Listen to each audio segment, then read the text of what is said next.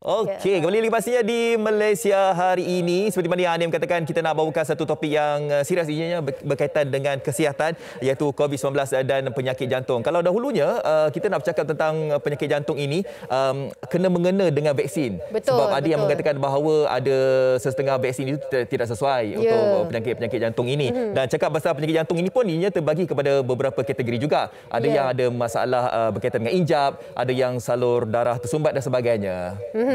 Kita tak pastilah anda dengarkan suara ada leak sikit, tapi kita akan cuba untuk perbaiki audio dia. Tapi sebelum tu kita nak kongsikan juga hari ini COVID-19 dan penyakit jantung. Kita harapkan agar anda semua mungkin ada pandangan ataupun kondisi ini berlaku kepada anda sendiri. Boleh komen bersama dengan kami, mereka yang berada di secara maya dan sebagainya kan.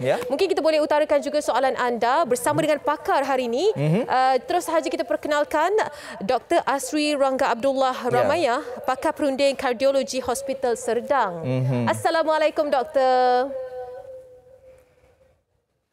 Doktor. Boleh nampak ke? Belum lagi doktor. Kita cuba untuk melihat doktor sekarang ni, tapi suara dah dengar.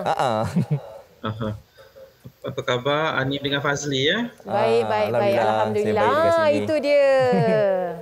Okey. Okey doktor, kita punya topik pada hari ini COVID-19 dan juga penyakit jantung. Seperti mana yang kita tahu sekarang ni, kadar kematian pun semakin berkurangan. Tetapi bila kita melihat kepada data secara keseluruhannya yang menyebabkan latar belakang pesakit itu ataupun mereka yang meninggal disebabkan COVID-19 itu ada mempunyai latar belakang sakit jantung. Bagaimana untuk dikatakan yang COVID-19 ni kaitan dia bersama dengan penyakit jantung ni, boleh dijelaskan dalam keadaan semasa ini? Silakan doktor. Sebenarnya COVID-19 ni satu penyakit yang baru. Kita baru mengenalinya tak sampai mungkin lebih setahun saja. Dan banyak kesan yang masih kita mempelajari. So kesan pada jantung ni ada secara langsung dan tidak langsung. Yang kesan langsung ni lebih kepada pesakit yang pada mungkin kena COVID ni yang lebih tenat, pada kategori yang 4-5 yang perlukan oksigen, masuk ICU dan sebagainya. Sampai 20% ni boleh kena, walaupun COVID ni lebih kepada mengefek paru-paru, tapi dia juga boleh menyebabkan radang jantung pada pesakit ni. Mungkin dalam 20% pesakit yang masuk ke dalam ICU dan sebagainya. Dan masalah dengan yang penyakit COVID ni, sebab dia efek paru-paru, dia punya simptom gejala hampir sama dengan jantung. So sakit akan rasa penat, sesak nafas, sakit dada, ada kala jantung berdebar-debar. Dan ni juga boleh dikaitkan dengan paru-paru. So itu yang ada orang confused lah. So ni kalau anda kata pesakit itu tidak ada penyakit jantung dan masuk ke dalam ICU. Lagi satu yang secara tidak langsung adalah kesan tindak balas badan sendiri terhadap virus COVID. Dia boleh sebabkan apa kita panggil cytokine storm, di mana dia punya efek boleh menyebabkan kegagalan organ-organ lain termasuk jantung. Tapi setakat ni apa yang kita tahu, tidak ada kesan jangka masa panjang lagi pada jantung. Dia bukan macam paru-paru. Paru-paru boleh ada parut atau fibrosis, darah beku dalam paru-paru, tapi kita tidak nampak. So ini untuk sakit yang tidak ada masalah jantung sebelum ni. Tapi apa yang kita dengar, sakit yang sudah ada masalah jantung, kita panggil komorbid katakanlah. So kalau sudah ada komorbid macam kencing manis, darah tinggi, masalah jantung dan kena penyakit COVID, dia adalah lebih mudarat. Sebab jantung kita memang sudah mungkin ada kelemahan jantung dan sebagainya. So ini yang menyebabkan kadar kematian yang tinggi di dalam golongan siapa yang tidak ambil vaksin dan sudah ada komorbid sebagai penyakit jantung sebagainya. Itu tapi apabila mereka ni dah ada sakit jantung, mereka ni yang terkena COVID-19 dan data pun dah mengatakan bahawa terdapat 88% pengurangan kan kesannya, anda kata kalau kita ni mengambil vaksin. Dr. Asri, tadi Dr. Asri ada cakaplah kan antara kesannya untuk jangka masa yang panjang, boleh kita katakan sebagai long COVID lah.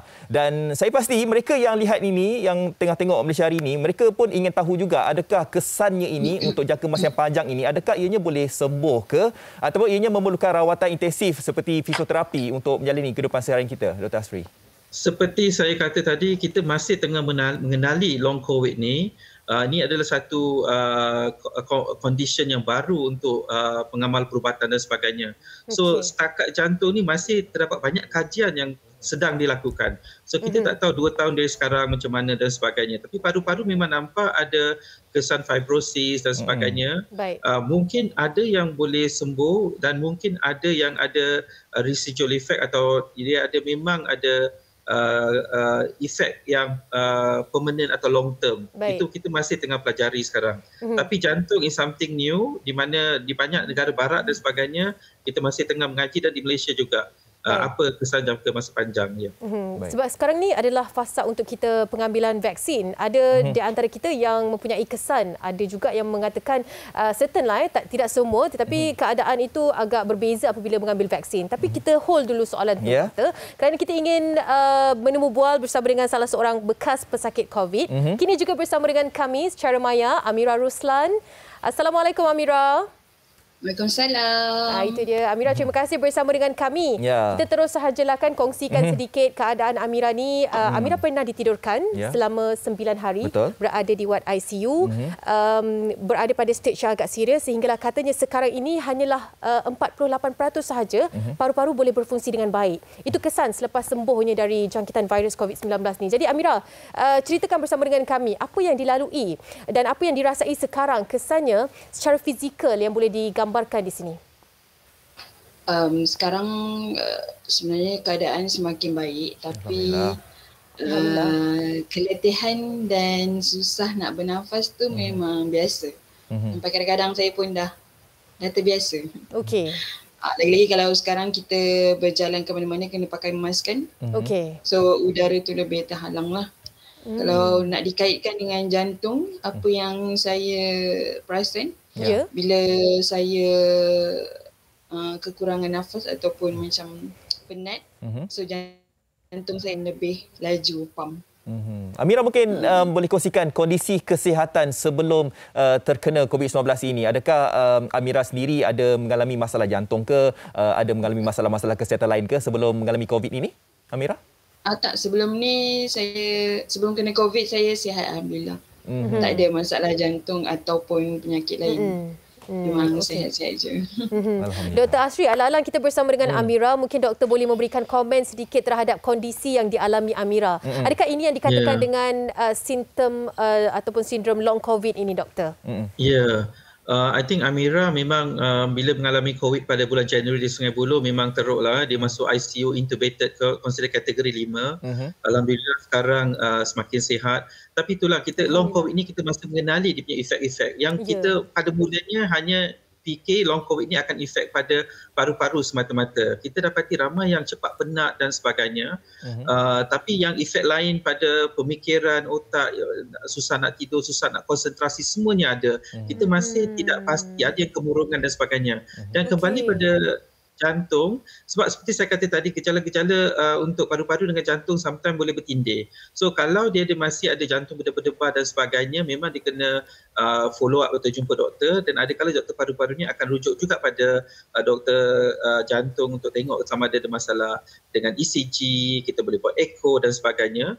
Seperti saya kata, setakat ni kita tak nampak lagi kesan secara menyeluruh pada jantung as long COVID, tapi kita masih tengah mengenali ramai pesakit yang mengatakan dia ada jantung berdebar-debar. So bila kita cek balik ECG dia normal semua kan, so mungkin ada yang kita masih tidak dapat kesan. So kita masih tengah follow up pesakit-pesakit ni. So semua yang mereka mengalami memang kita ambil serius, bukan mengatakan ni just dia punya psikologi dan sebagainya. Kita kena memang memantau, sebab seperti saya kata tadi, penyakit COVID ni adalah satu penyakit yang baru. Kita baru mengenali tak sampai 2 tahun. Mungkin ada efek lepas 2 tahun, 3 tahun, kita tak pasti lagi. Semuanya masih lagi dalam peringkat kajian lagi lah kan, untuk kita nak mengenal pasti langkah-langkah yang sesuai kan, untuk mereka ni ada saling hubungan antara penyakit jantung dan juga COVID ini. Amira sendiri, sebab saya baca juga latar belakang Amira. Amira dulunya salah seorang daripada peniaga yang bergerak aktif ke sana ke sini, boleh angkat barang dan sebagainya. Tapi disebabkan kesan COVID ini menyebabkan anda lemah untuk waktu sekarang ini kan. Okey, mungkin Amira boleh kongsikan apakah mungkin yang Amira buat untuk mendapatkan semula tenaga dan mendapatkan stamina selain pada fisioterapi, dan mungkin ada soalan yang ingin ditanyakan kepada Dr. Asri mungkin, Amira? Sekarang saya memang kurangkanlah sikit aktiviti-aktiviti yang dulu tu. Tapi tidaklah baring je kan. Saya still lagi every morning saya akan pergi brisk walk lah, untuk tingkatkan lagi saya punya stamina. And saya cuba untuk buat kerja biasa yang saya buat untuk biasakan diri saya. Tapi kalau saya tak mampu, memang saya tak buatlah, sebab nak angkat berat sangatlah kan. Nak angkat berat pun saya tak buat sangat, sebab saya ada kena tebuk dekat paru-paru kanan. Okey, so kesan jahitan tu masih ada. Okey. Dan saya nak tanya dekat doktor. Silakan. Kenapa kalau contoh saya dalam keadaan yang penat, gasping for a breath, dan saya punya jantung akan jadi laju juga. Bila jadi laju, kita akan jadi nervous. So kat situ saya akan biasanya saya akan terus duduk lah kalau macam tu, benda macam tu berlaku. Betul ke apa yang saya buat tu, doktor? Doktor mungkin? Satu soalan yang bagus, sebab yang jantung berdebar ni atau kita panggil palpitation ni, it just means that kita pesakit tu atau siapa aware that dia punya jantung tu berdebar atau berdegup. Biasanya manusia tak sepatutnya tahu jantung dia berdegup dengan dia bernafas tu macam automatik kan. So apa yang doktor kena pastikan sama ada benda ni adalah satu patologi atau abnormal atau dia betul. Sebab badan akan reaksi terhadap stres. So stres ni sometimes kita panik, kita risau, mungkin jantung boleh berdebar laju. Bila kita rasa berkaitan dengan organ-organ lain contohnya, kalau ada paru-paru, sak nafas dan sebagainya, memang jantung so bila nadi jantung naik, dia punya aliran jantung pun akan pam jantung akan jadi lagi laju. Tapi ini tak bermaksud jantung tu ada masalah, dia react to the stress. Itu memang fungsi jantung. Tapi tugas doktor adalah untuk check sama ada yang nadi jantung laju ni ada masalah ke tidak, jantung ada masalah ke tidak. Itu yang kita. So it's like itching kereta lah kan. Kalau kita nak sampai lagi cepat, dia akan lagi laju. So jantung pun macam tu, dia akan tolong organ-organ lain dalam badan. So berdebar ni tak semestinya masalah jantung, mungkin dengan organ-organ lain. So itu yang kita kena kenal pasti. Sometimes bukan senang. Okey doktor, sedikit pandangan doktor pengambilan vaksin bagi mereka yang mempunyai sakit jantung. Mungkin dia boleh diringkaskan. Silakan doktor. Pada mulanya ramai risau. Dia fikir kalau ambil vaksin, kalau ada penyakit macam jantung dan sebagainya, keadaan dia akan tambah teruk. Tapi apa kita nampak adalah sebaliknya. Siapa yang tidak ambil vaksin lagi teruk. Boleh mudarat dan sebagainya. Dan pada awal tahun ni memang ramai yang tidak ambil vaksin. Sekarang kita nampak siapa yang nak ambil vaksin kurang masuk ICU, kurang dapat kategori COVID kategori 4 dan 5 dan sebagainya. So sekarang memang kita hampir wajibkan vaksin untuk pesakit jantung kita. Contohnya ada setengah tempat tu kalau nak buat operation, contohnya operasi jantung dan sebagainya, doktor akan tanya ada ambil vaksin ke tidak. Kalau tak ambil vaksin, dia showkan ambil vaksin COVID. Sebab ada pesakit baru lepas operasi jantung dia kena COVID. Bila kena macam tu, lagilah teruk dan sebagainya. So banyak isu. So sekarang untuk pesakit jantung memang kita galakkan vaksin COVID. Sebenarnya vaksin untuk pesakit jantung dah lama. Sebelum COVID ni kita ada penyakit influenza. So di negara barat kebanyakannya every year setiap tahun pesakit lemah jantung diwajibkan ambil vaksin influenza. Di Malaysia pun ada tapi kurang sikit. So vaksin ni dah lama dah, bukan benda baru untuk pesakit jantung. Baik. Terima kasih banyak-banyak Dr. Asri dan juga Amira Ruslan bersama dengan kami. Jaga diri baik-baik kalian. Assalamualaikum. Kita doakan Amira semoga sihat kembali. Baik, terima kasih. Amin insya-Allah.